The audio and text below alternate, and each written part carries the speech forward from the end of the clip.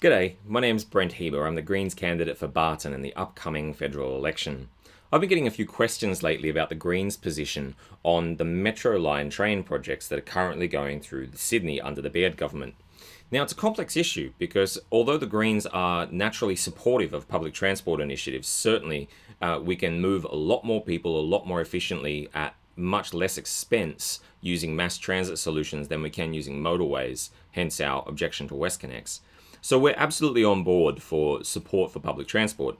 But in the case of these Metro Line projects, it's slightly different. Our objections go a little bit deeper than on the surface. So yes, we'd love to see more public transport to both of those parts of Sydney, but these particular projects we object to for a couple of reasons.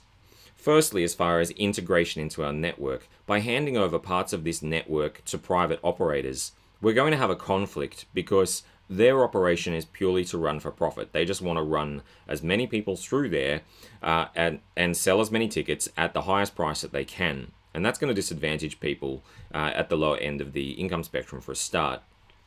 So that's not going to advantage our mixed mode of transferring people from cars over to public transport if the public transport is priced prohibitively. Particularly if you look at the airport line that was privatized, that creates so much traffic in the M5 because the Baird government refuses to buy it back. They leave the toll prices there, and there's large chunks of, for example, St. George, who want to get to that Mascot industrial area. Catching a train would make perfect sense for them, but they won't do it for the price of getting off at international domestic. Those prices are absolutely out of this world. We're going to see similar potential for similar problems with the pricing on these networks. Secondly, timetabling. How do we actually interface a private line which is run for profit with our bus services, with our heavy line services, and with light rail? If these are annexed off into the control of private operators, we no longer have one cohesive transport department in charge of massaging the throughput of people through our city. So we're going to lose cohesion, even though their ticketing may be on the Opal card, which is a great thing. Chances are we're not going to have the same amount of control as we had they remained within the government's control as publicly owned and operated transport solutions. Thirdly, in the case of particularly the Northwest Rail Link, we are ripping up existing heavy rail rather than supplementing it. So this makes zero sense. We have great demand for public transport in Sydney, and instead of actually supplementing our existing heavy rail, they're tearing some of it up and replacing it with a lower capacity train system. Now, yes, the lower capacity comes down to the individual carriages carry less people than our existing double-decker stock. Absolutely. The Baird government would tell you that, but we're running more of them per hour. So therefore, we move more people per hour than our existing system. Unfortunately, ABC Fact Check and multiple transport excerpts will tell you that this doesn't add up. It simply doesn't add up.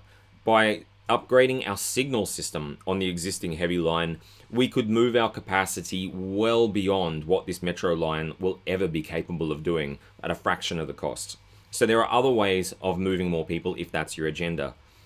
This doesn't appear to be the Baird government's agenda. Instead, it's about taking existing public infrastructure like our poles and wires and handing it over to private companies. And, sometimes that's a good thing. Sometimes we can save some money and it can save us all some taxes. But in this case, that is simply not going to happen. We're all going to be paying more. It's going to create more congestion, more traffic, and it's going to clog up our city. The only people who are going to be benefiting from this is the big end of town. So I hope that explains why we're objecting to these projects. Yes, public transport's a good thing, but it's about the right mix of public transport and not taking 2 steps backwards to go 1 step forwards. We do want to see good value for money in the way that our government is spending our taxpayers' income, and we also want to see good outcomes. This doesn't check either of those boxes, hence our objection to the project. So I hope that explains why the Greens are objecting to the execution of these Metro Line projects. And thanks very much for paying attention. All the best for the silly season. Talk to you all in the new year. Bye.